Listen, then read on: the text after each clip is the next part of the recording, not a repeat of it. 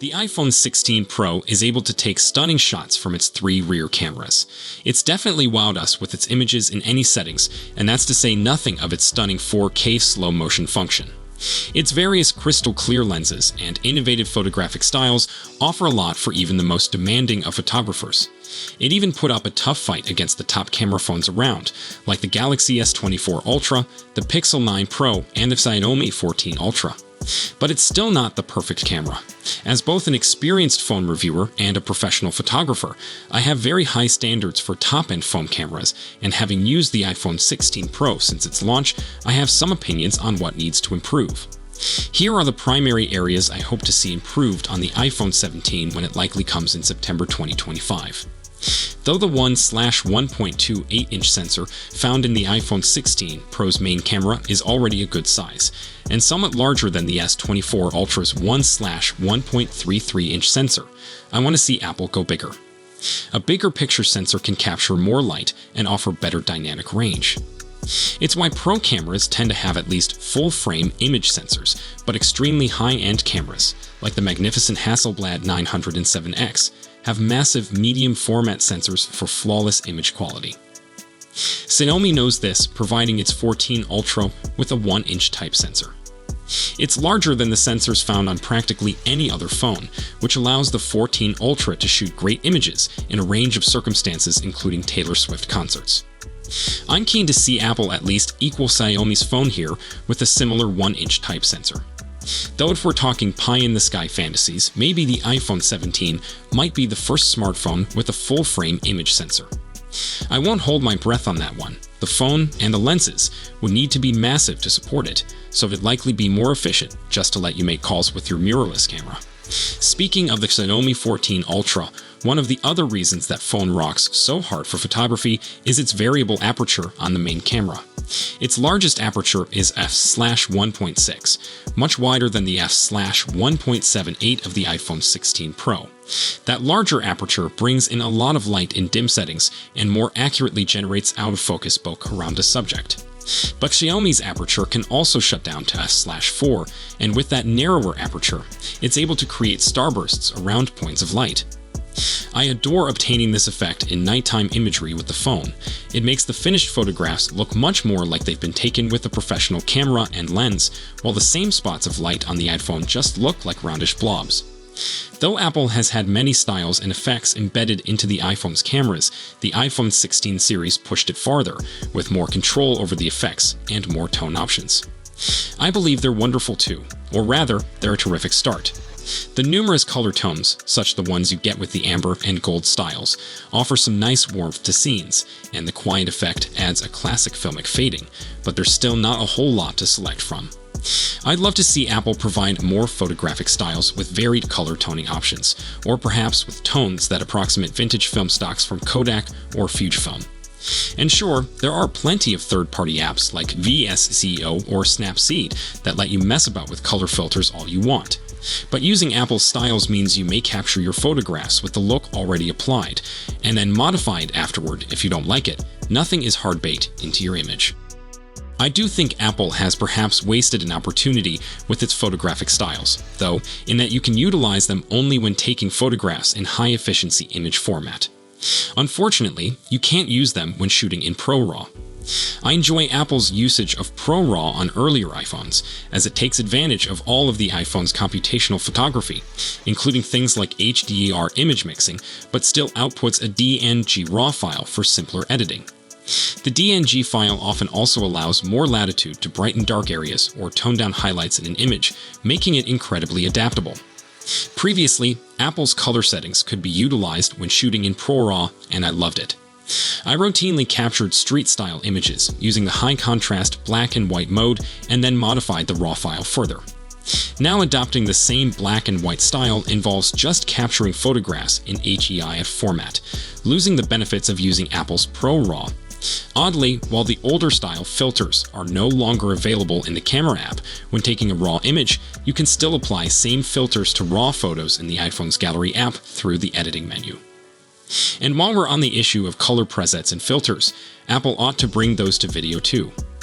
On the iPhone 15 Pro, Apple introduced the ability to record video in ProRes, which results in very low contrast, almost RAW-looking footage.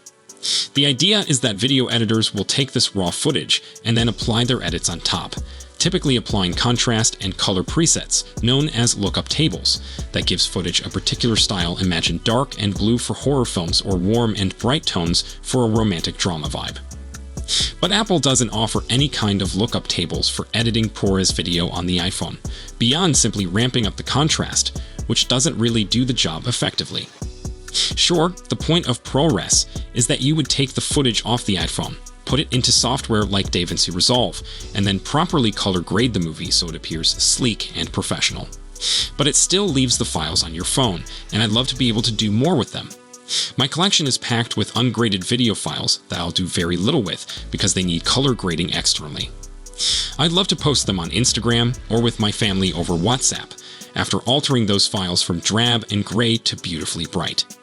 With the iPhone 17, or even with the iPhone 16 as a software update, I want to see Apple producing a range of its own lookup tables that can be immediately applied to ProRes video files on the iPhone. If Apple were able to implement all these enhancements, excluding, perhaps, the full-frame sensor, which even I can acknowledge is a touch ambitious, it would have an absolute beast of a camera on its hands. Apple's Dynamic Island, that pill-shaped and fully fungible black spot that sits atop your iPhone 16, along with iPhone 15 and iPhone 14 Pro models, is relatively little in the context of things. As measured by me, it normally lies between 22mm and 32mm wide and 6mm deep unless you touch it, and then it can extend to 7cm wide by over 3cm deep. It's an occasionally helpful space, but it's also screen real estate that I'm tired of giving up. Please understand that I'm normally a Dynamic Island fan and wrote about it passionately in 2022. I termed it clever and impressive. But I'm a larger admirer of everything else happening on my iPhone 16 Pro Max screen and grow weary of this quite wide and sometimes mostly dark cutout. I started wondering the future of this place again after a slew of new speculations regarding Apple's likely plans for the iPhone 17. Some think Apple might be attempting to lower the size of the island by decreasing the components stored within it. One of the reasons I appreciate the Dynamic Island is that it's not just dead space, and it's also not all screen. Instead, the Dynamic Island is a brilliant blend of the two. There's a proximity sensor, an infrared projector, aka a time-of-flight sensor, and a 12-megapixels camera. Before the Dynamic Island, there was the True Depth notch, which was debuted with the iPhone X as part of the then-new Face ID system. I also love Face ID with all my heart. It's so much more efficient than unlocking your phone applications and services with your finger. What Apple did with the Dynamic Island is it relocated the notch down and into the screen space, and then divided it up such that the three components are bisected between the two sensors and the one camera by a tiny amount of active screen. This is how notifications and display components warning you of system activity, a red dot to show you the camera or microphone is active, for instance, appear between the Face ID sensor and the camera lens. I appreciate this effect and how Apple developed all the Dynamic Island movements to make it appear as if the pill effortlessly grows and shrinks to meet the current purpose. It's all very wonderfully done. Even yet, I want as near a pristine iPhone 17 screen as feasible. What the iPhone display was before the iPhone X. I realize it was smaller and of a lower resolution, but it had no odd notch, not even a cutout. In the world of current edge-to-edge displays, this is almost but not quite a pipe dream. The S24, for instance, features just a tiny drill-through for the front-facing camera. On the internal flexible screen of its Z Fold 6, Samsung covers the camera cutout with pixels that disappear when it's time to take a selfie. This is what I want with the iPhone 17. No more half measures to accommodate the True Depth module. I want Apple to discover a way to permanently hide Face ID and the proximity sensor behind the display. I wonder whether one of these can be downsized enough to live in the ultra-thin screen bezel. For the 12 megapixels, or maybe 48 megapixels, front-facing camera, let's take the Samsung method and disguise it with live pixels that shift to transparent when it's selfie time. You might assume this will kill the Dynamic Island. It might, but the concept of surfacing app status and other activity notifications could be handed over to Siri. Maybe it could sometimes go from the screen around light to a Dynamic Island-like animation that temporarily shows at the top of the screen. I'd enable it when you shake the phone. Considering that Siri's Apple Intelligence update is expected to provide more third-party app expertise to its digital assistant, I think this makes logical.